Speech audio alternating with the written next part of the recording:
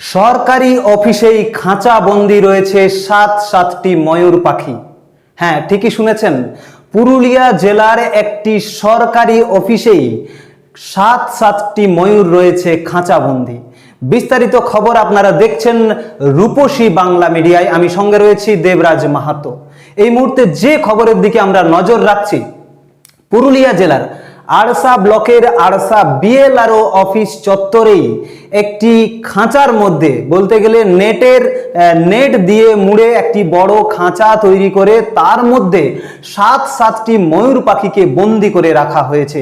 আর এই নিয়েই প্রশ্ন উঠতে শুরু করেছে পুরুলিয়া জেলা জুড়ে। জাতীয় বন্যপ্রাণ সংরক্ষণ আইন অনুযায়ী এই রকম কি সরকারি অফিসের মধ্যে সাতটি ময়ূর পাখিকে বন্দি করে রাখাটা কি যুক্তিযুক্ত?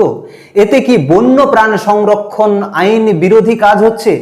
এমনই অভিযোগ তুলে আজ সোমবার পুরুলিয়া ডিএফও অর্থাৎ পুরুলিয়া জেলা বন আধিকারিকের দ্বারস্থ হলো পুরুলিয়া জেলা কংগ্রেস সেবা দলের প্রতিনিধিরা।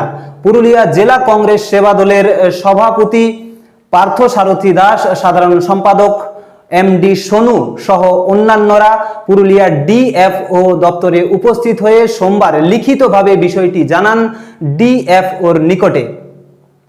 জানা যাচ্ছে যে আড়সা ব্লকের বিএলআরও অফিস চত্বরেই বিভিন্ন ধরনের পাখি রয়েছে, একেবারে ঠিক যেন চিড়িয়াখানার মতো করে সাজানো রয়েছে। সৌন্দর্যের জন্য বা মনোরঞ্জনের জন্য সেখানে সাতটি ময়ূর রয়েছে। সেখানে নেট দিয়ে মুড়ে ফেলা হয়েছে জায়গাটিকে, এবং যার মধ্যে বন্দি করে রাখা হয়েছে সাতটি ময়ূর পাখি। জাতীয় বন্যপ্রাণ সংরক্ষণ আইনের বিরোধী এই কাজ, এমনটাই অভিযোগ উঠছে। তবে এই যে আড়সা ব্লকের বিএলআরও অফিসের চত্বরে ময়ূর পাখি রাখার অনুমতি রয়েছে কিনা তা কিন্তু আমাদের জানা নেই। তবে এই বিষয় নিয়ে লিখিতভাবে পুরুলিয়া জেলা কংগ্রেস সেবা দলের পক্ষ থেকে ডিএফওকে বিষয়টি জানানো হয়েছে। কংগ্রেস সেবা দলের সভাপতি, জেলা সভাপতি পার্থসারথী দাস, তিনি ডিএফওকে বিষয়টি লিখিতভাবে জানানোর পর রূপসী বাংলা মিডিয়ার একান্ত সাক্ষাৎকারে তিনি কি জানালেন শুনুন। দেখুন, আমরা জানি যে আমাদের পশ্চিমবঙ্গে যতগুলি বিএলআরও অফিস আছে সেগুলো ঘুঘুর বাসা, আমরা এটা জানতাম।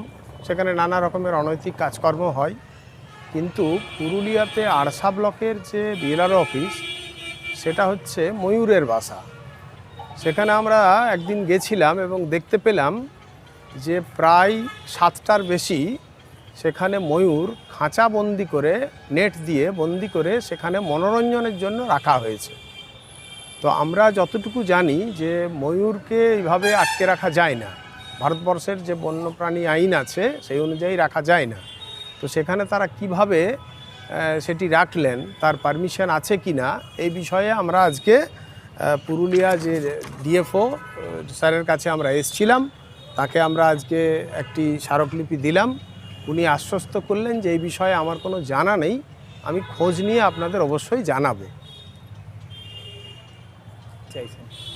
আমরা চাই যে দেখুন, যেটা নিয়ম অনুযায়ী হোক, যদি এটা অবৈধ হয় তাহলে সেটা যে আইনানুগ যা ব্যবস্থা হওয়া উচিত সেটি যেন হয়।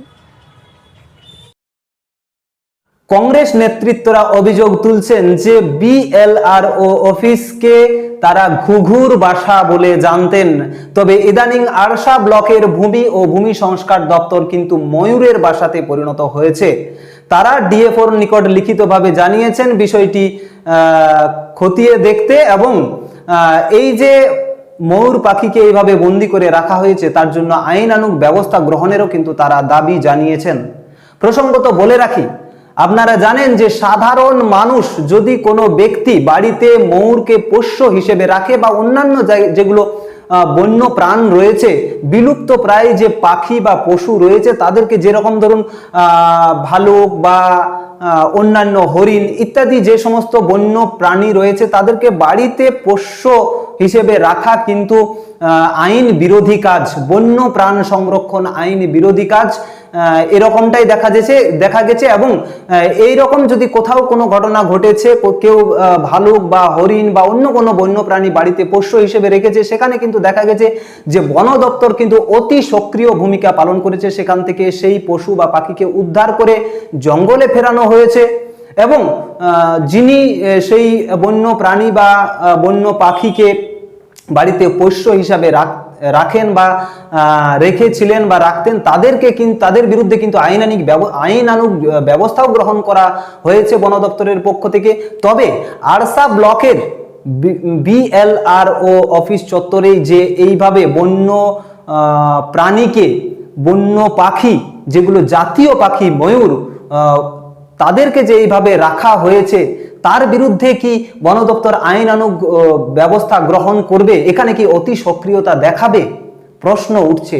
তবে পুরুলিয়ার DFO জানিয়েছেন যে বিষয়টি তিনি খতিয়ে দেখছেন এবং রিপোর্ট কি আসবে সেখান থেকে সেই অনুযায়ী তিনি ব্যবস্থা গ্রহণ করবেন। বিষয়টি তিনি খতিয়ে দেখার আশ্বাস দিয়েছেন। এরকমই আরো অন্যান্য গুরুত্বপূর্ণ খবরের আপডেট পেতে আপনারা নজর রাখুন রূপসী বাংলা মিডিয়ায়।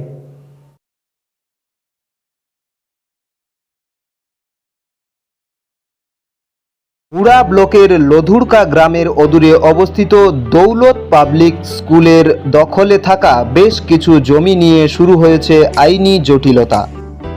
1197 দাগের যে বেলাবহল মৌজা এবং 2239 দাগের যে লুধুরকা মৌজা, এই দুটো জমি আপনারা প্লিজ কেউ কিনবেন না, কারণ আপনারা বিপদে পড়তে পারেন, আইনি একটা লড়াইতে পড়ে যেতে পারেন। জমিটা একদম ডিসপিউটেড, ফলে একটু সাবধানে থাকবেন।